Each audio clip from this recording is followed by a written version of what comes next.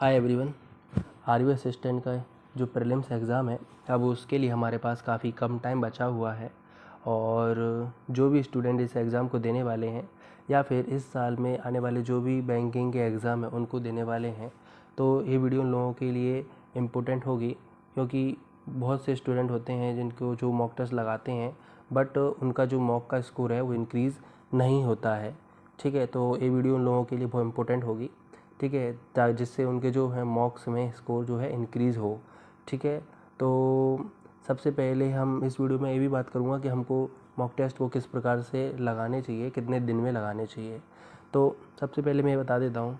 ठीक है, अगर हमको देखो जो भी स्टूडेंट की मतलब सिलेबस कंप्लीट हो चुका है तो उसको अगर एग्ज़ाम आपका अभी शेड्यूल नहीं है, ठीक है, या फिर मतलब जो स्टूडेंट आरबीआई के असिस्टेंट के लिए जो प्रीलिम्स है उसके लिए जा रहे हैं तो उनको तो वो अभी मॉक टेस्ट ज़्यादा से ज़्यादा लगाने चाहिए। बट जो भी अभी इस साल आने वाले जो एग्ज़ाम है उनके लिए एग्ज़ाम के लिए मतलब प्रिपेयर कर रहे हैं तो उनके लिए भी बोल देता हूँ कि आप लोगों को मतलब अगर आपका सिलेबस कंप्लीट है तो आपको मतलब अल्टरनेट डेज पे लगाना चाहिए या फिर हर 2 दिन में एक बार तो आपको मॉक टेस्ट लगाना चाहिए। ठीक है, और जिस लोगों का भी सिलेबस कंप्लीट नहीं हुआ है तो उन लोगों के लिए क्या है, अगर तो वो लोग भी 3 दिन में एक मॉक टेस्ट तो उन्हें भी लगाना चाहिए। तो डेली हमें मॉक टेस्ट या फिर डेली 2-3 मॉक टेस्ट नहीं लगाने हैं जब एग्ज़ाम नहीं है।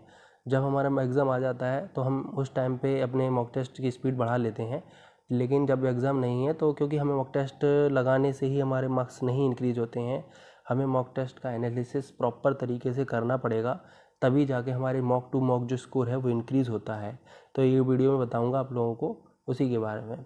ठीक है, तो सबसे पहले देखो क्या होता है, हम मॉक टेस्ट कोई भी मॉक टेस्ट जो लगाते हैं हम उसमें जो भी क्वेश्चन अटैम्प्ट करते हैं उसको 3 टाइप से हम क्वेश्चन को अटैम्प्ट करते हैं। ठीक है, तो क्या होता है, हम कुछ क्वेश्चंस करते हैं वो क्वेश्चन हमारे सही होते हैं और कुछ क्वेश्चन हम करते हैं लेकिन वो क्वेश्चन फाइनल जो हमारा स्कोर आता है वहाँ पे रॉन्ग हो जाते हैं और कुछ क्वेश्चंस को हम एग्ज़ाम में स्किप कर देते हैं।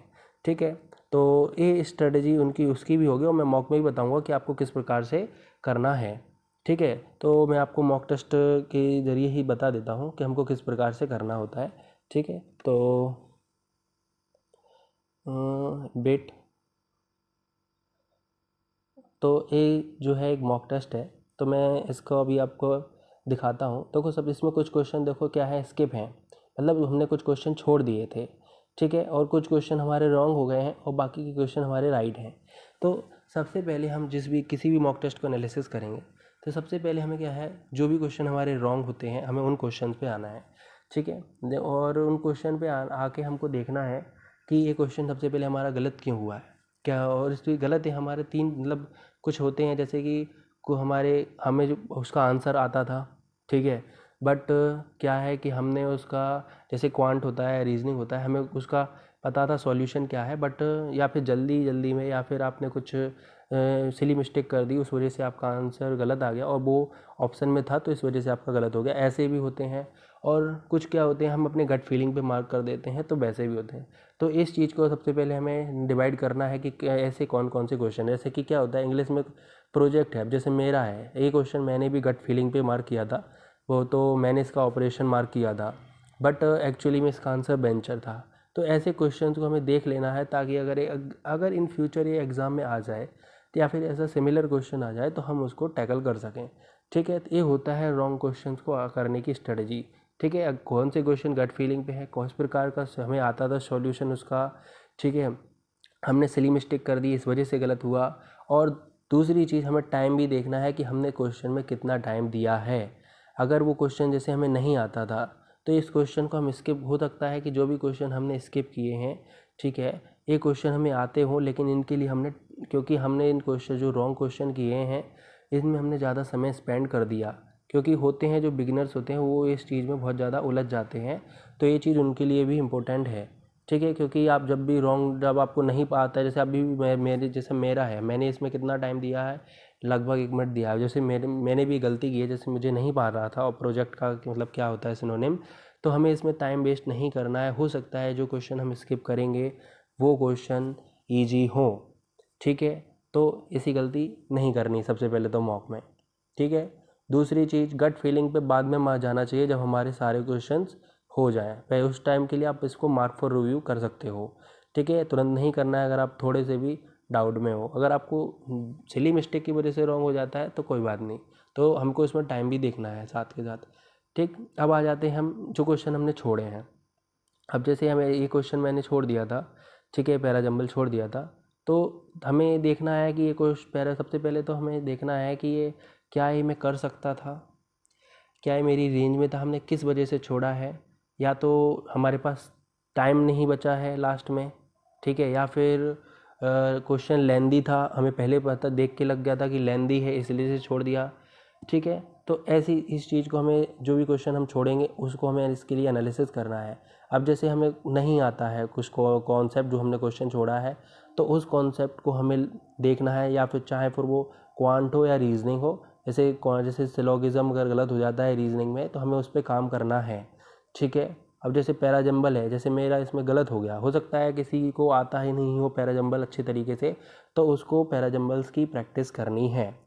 ये इसीलिए तभी हमारा मॉक टेस्ट में स्कोर बढ़ेगा, वरना यही गलती हम हर मॉक टेस्ट में करते रहेंगे और हमारा जो स्कोर है स्टक हो जाएगा। जबकि जैसे मॉक टेस्ट का लेवल बढ़ेगा, हमारे जो मार्क्स हैं वो और कम होते चले जाएंगे अगर हम बिना मतलब सही तरीके से नहीं करेंगे। तो इसमें हमें क्या करना है बता दिया मैंने, कि आपको आना है और देखना है कि इसमें क्या किस वजह से नहीं आया, क्या ये मतलब हमको इसका कॉन्सेप्ट नहीं पता था, तो उसको क्वेश्चन को जाके हमें उसका कॉन्सेप्ट देखना है, चाहे फिर वो मैथ में कोई भी अर्थमेटिक का चैप्टर हो, ठीक है, या फिर रीजनिंग में कोई भी टॉपिक हो, इनइक्वलिटी हो, सिलोगिज्म हो, अल्फा न्यूमेरिक सीरीज हो, या फिर वो इंग्लिश में भी कोई भी टॉपिक हो, तो उसको हमको देखना है ताकि इन फ्यूचर हम जब भी कोई मॉक टेस्ट लगाएं या पेपर में जाएँ तो वो गलत नहीं हो, ठीक है।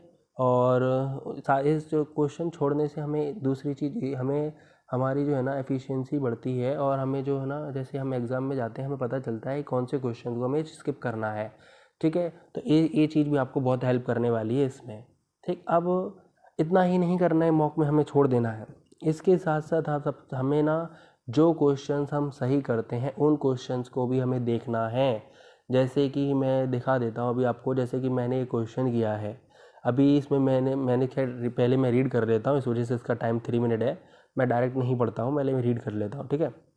तो सबसे पहले हमें देखना है टाइम, हमने जो भी एवरेज टाइम है या फिर जो टॉपर से है टाइम, उसके हिसाब से क्वेश्चन करेक्ट किया है, नहीं किया है तो आगे जो मॉक्स आएंगे उसमें हमें इस स्पीड को सही करनी है अपनी, क्योंकि सही करना ही ज़रूरी नहीं है, साथ के साथ टाइम के साथ सही करना ज़रूरी होता है क्वेश्चन को, ठीक है।